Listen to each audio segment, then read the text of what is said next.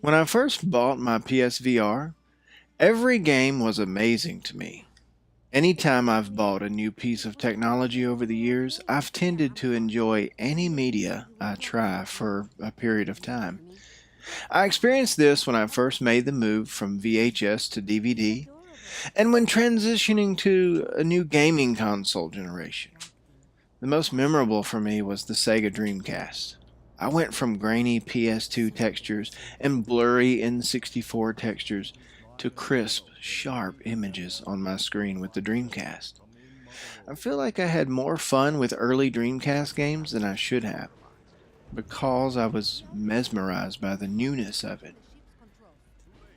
The same thing happened in VR, just to a much higher degree, because for the first time, I was able to be in the games. As time goes on and the newness of virtual reality wears off, I'm beginning to look at the games more objectively. I feel like some view virtual reality as if it were a genre, when in reality it's a platform.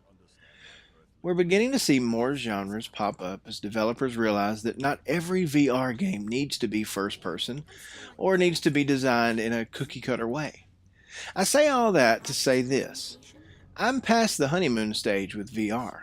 I need games to actually be good for me to enjoy them.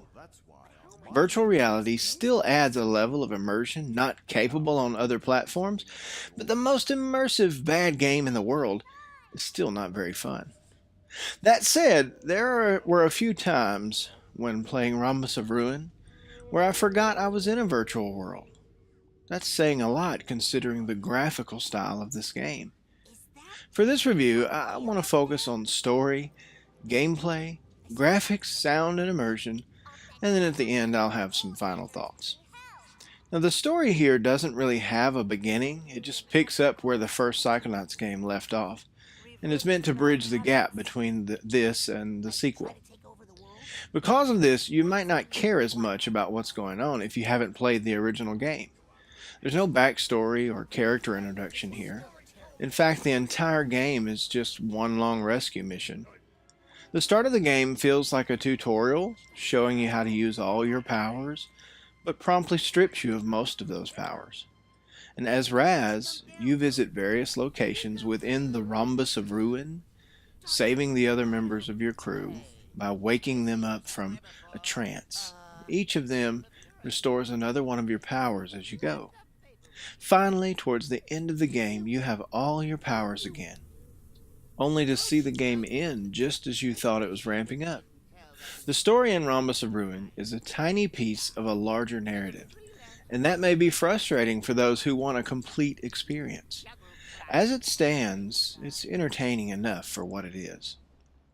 The gameplay is pure point and click adventure.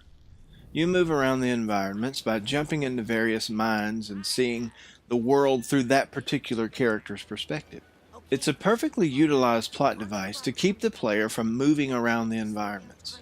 It's the same as using the teleporting mechanic for locomotion, but it works better here because the constraints are there within the context of the story. It's better than simply saying, "We chose to have you get around the environment this way to keep you from getting sick." Throughout the game, you will solve various types of puzzles, all fairly easy to figure out, but satisfying nonetheless. The problem is, except for one of them, they're all awakened from their trances in the exact same way. It's not really a deal breaker, just something you notice. Once you've rescued all the other crew members and you have all your powers back, there is some variety in the gameplay and a few cool moments before the game ends. I've said a few times that graphics in VR don't have to be photorealistic to be immersive. As a matter of fact, it's better to get the player to voluntarily suspend their disbelief and enjoy a stylized world than it is to try to show them a photorealistic world and fall short of convincing them it's real. As unreal as the visuals are in Rhombus of Ruin, I still lost myself in this world. There were a few times when a fish swam at me and I jumped because I forgot for the moment it's not real. And no matter how cartoony the characters look, it's still creepy to have them in your face when they're talking to you. You feel like you're in this 3D space, and the sound design plays a role in how convincing the world is. Aside from the in-game sounds, the Rhombus of Ruin theme song, done in the James Bond style opening credit sequence, was amazing. Rhombus of Ruin is a nice addition to my PSVR library, and it's a good game to show someone who has never experienced virtual reality. The story is lacking some elements, but that's only because it's designed to complement the other games in the series. Have you played Psychonauts Rhombus of Ruin yet? What did you think? Are you a fan of this franchise? Comment below and let me know. Thank you for taking the time to watch this video, and I look forward to bringing you more VR reviews very soon.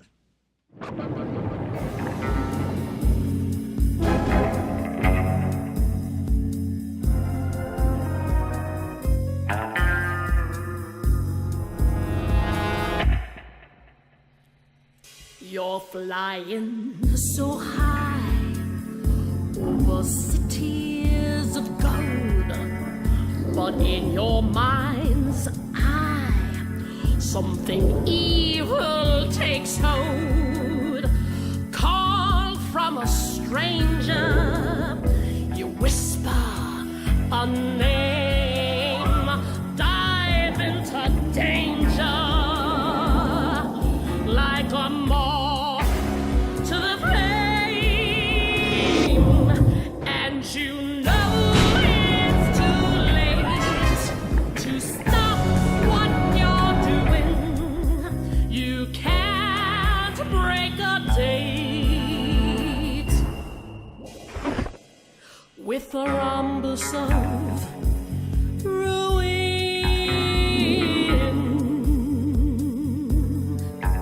Next thing you'll be viewing is the Rhombus of Ruin.